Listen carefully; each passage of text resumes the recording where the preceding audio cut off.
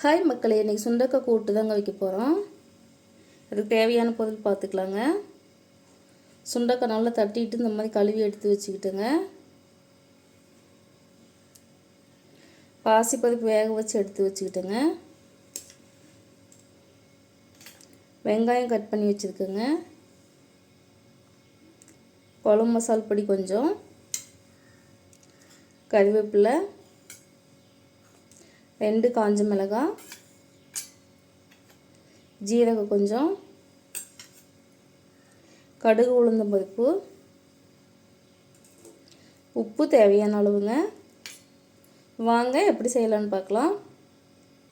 அடுப்பில் ஒரு வடைச்சட்டி வச்சு எண்ணெய் ஊற்றி வச்சுக்கிட்டேங்க. இப்போ கடுகு சேர்த்துக்கலாம். அடுத்து ஜீரகம் சேர்த்துக்கலாங்க. காஞ்ச மிளகாய் சேர்த்துக்கலாங்க. அடுத்து வெங்காயம் போட்டுக்கலாம்.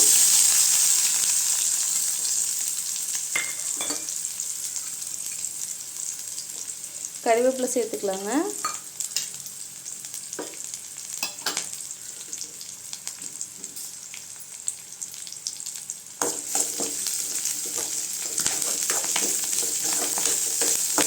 வெங்காயம் நல்லா வதங்கட்டுங்க, அது வரைக்கும் விட்டுக்கலாம்.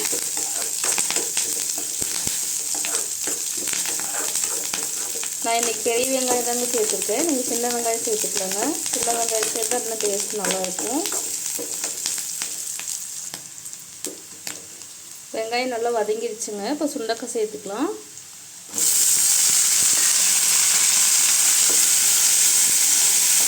சுண்டக்காய் நல்லா கொஞ்ச நேரம் வதக்கி விட்டுக்கலாங்க.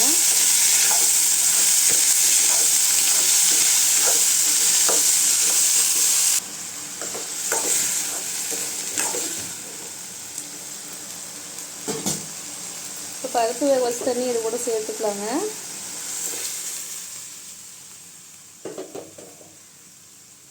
குழம்பு மசாலா பொடி சேர்த்துக்கலாம். உப்பு சேர்த்துக்கலாங்க.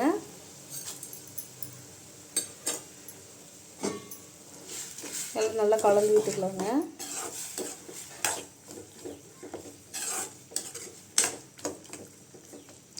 காய் கொஞ்சம் வெந்ததுக்கப்புறம் பருப்பு சேர்த்துக்கலாங்க.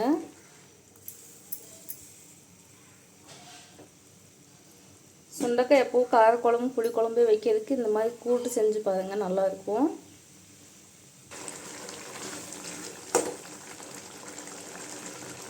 காயெல்லாம் கொஞ்சம் வெந்துடுச்சுங்க. இப்போ வேக வச்ச பாசிப்பருப்பு இது கூட சேர்த்துக்கலாம்.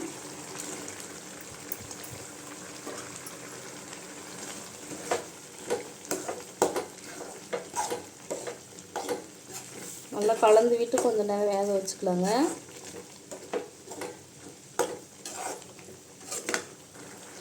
உப்பு செக் பண்ணி பார்த்துட்டு பத்தலைன்னா போட்டுக்கலாம் கொஞ்சம்.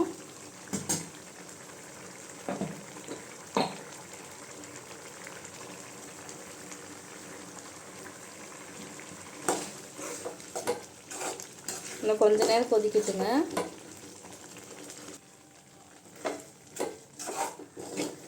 சுண்டைக்காய் கூட்டு ரெடி ஆயிடுச்சுங்க.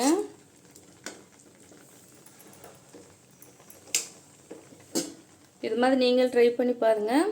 பிடிச்சிருந்தா லைக் பண்ணுங்கள், ஷேர் பண்ணுங்கள், சப்ஸ்கிரைப் பண்ணுங்கள், கமெண்ட் பண்ணுங்கள்.